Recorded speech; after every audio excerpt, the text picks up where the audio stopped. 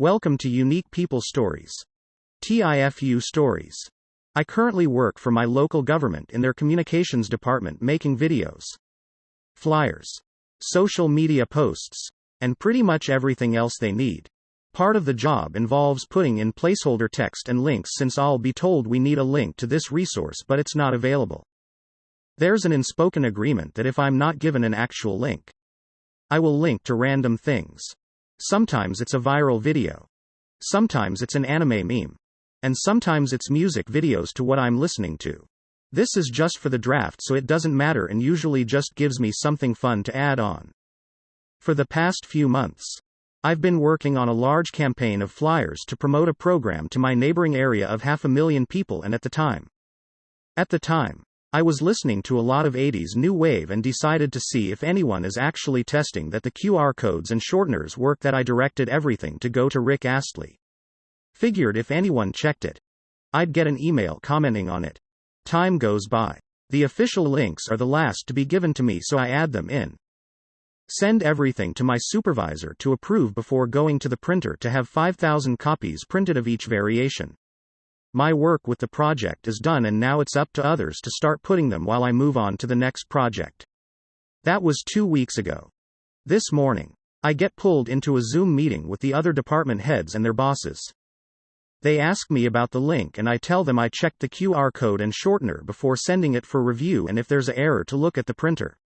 I even pull up the finalized versions and verified it works. They get more serious and say that the printer wouldn't replace the links with a music video. Thinking I screwed up or just did it on purpose. Turns out that the posters and flyers had been put around the county in local businesses, bus stops, out lobbies, etc., and emails started to come in. I'm more surprised that anyone actually used the QR codes or links to begin with. After getting grilled, thinking I was going to get fired, I forwarded the email I sent to my supervisor with the final versions of the graphics and they went to the correct links. The best we can figure out is that since there had been dozens of versions over a few months, that someone along the chain of command mixed up an earlier version that included the rickroll link when placing the order. No one wants to take blame for it. We're currently in the process of retrieving everything and debating on having stickers printed out to cover the links or pay to have everything reprinted. Even though it wasn't my fault, I'm now supposed to use dummy links and QR codes that go to an image of a tree. My time of adding random music videos has been halted. I have a black tabby named Dobie. Yes, I gave him a sock. He's my little hunter and keeps the pests out of house. He's also very vocal. I live in southern New York, so we're approaching winter and it's cold here. I normally leave my basement door open cause I have a cat door going into my house from the basement. Since it's gotten colder, I've shut it, and now he has to let me know when he wants in or out. He does not like this at all. He's outside the other day and I hear him howling, but it's not quite the same howl he normally makes. I open my front door and there he is. Dead mouse in his mouth. Okay, gross and not something uncommon for him, but he's not bringing that shit inside. He did not like that at all. So I'm standing there, telling him no as he keeps dropping the thing and picking it back up again. After a couple seconds of discussion, I tell him I appreciate his offer but he's not coming in the house with it and shut the door. Here's where I fucked up and unknowingly put my life in danger. I smoke, so a couple hours later I go back outside. There, on my doormat, is a tiny little heart. Not a cutie, I made this out of paper cause I love you heart. It's the dead, withered heart of a mouse. He left it there on purpose. Swear to God. I'm really scared for my life now. Allow me to set the stage. I live in a state where any cannabis use is still heavily illegal. As such, I have to go through the street to buy. The problem is, my sources keep getting arrested, moving away, or they're dudes who won't stop trying to pressure me to fuck them. I just want to get high. But this is the nonsense I'm dealing with. Well, I recently moved into a new apartment, and I could smell the weed coming from the floor below me strongly. My neighbors were clearly hotboxing. So, like the desperate fuck I am, I just asked her, "Hey, can I ask you a question?" And wouldn't you know it, she invited me up to her apartment to smoke a bowl. I was like, cool. This chick seems normal, isn't creepily hitting on me, and lives in my building. New smoke buddies. Well, the shit she had was good. Real good. I only took 3 hits and I was out of it. We were talking, laughing, just vibing and sharing our stories like any good smoke sesh. But I started getting the munchies and cottonmouth really bad, and since I had just met her, I didn't feel comfortable asking her for food and drink when she had already been so generous. Didn't want to come off as a leech.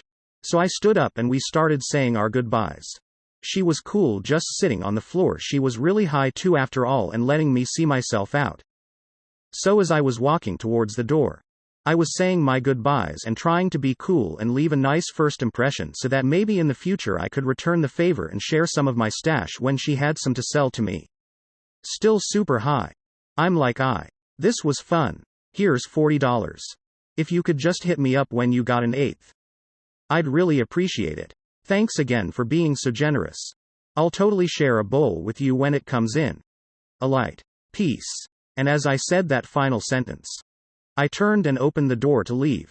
I took a whole step in before I realized I'd walked right into her pantry. I had to literally step out of her pantry and she's just watching me like, what the fuck? I start laughing my ass off and it was so loud I even startled myself. I could not for the life of me get a grip on the maniacal laughter as I made my walk of shame down her hallway and out her actual door. And that's exactly how I left her. It was so stupid and so embarrassing. But also super funny. She does seem cool though. So hopefully I didn't totally blow it by being a complete dork. I stopped at a gas station to grab a drink before I had an hour drive ahead of me. It is pretty chilly out, but since I was going to be driving a while I wanted to be comfortable, so I had shorts on. I did put a jacket on to go into the gas station. Who I believe to be the only person working was a lady who was outside smoking. She told me she would be in a minute. And then just making small talk most likely. She looked at my lower half and said, "You look like you must be cold," and I instinctually responded, "Nope, it's just really small." I froze and my jaw dropped that I just said that to this stranger. I never want to offend anyone. But she started cracking up laughing and seemed to be amused. Which made me feel a little better that she at least wasn't upset with what I said. I was pretty quiet the rest of our interaction and she seemed like she was trying to hide a smirk behind her mask. Which was fun. It's no secret with anyone that has saw my cock before that it is small. And I am used to making jokes about it and having jokes said to me, which I'm fine with.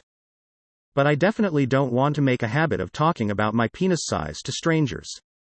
Thank you for listening. Do you have any fail stories to share?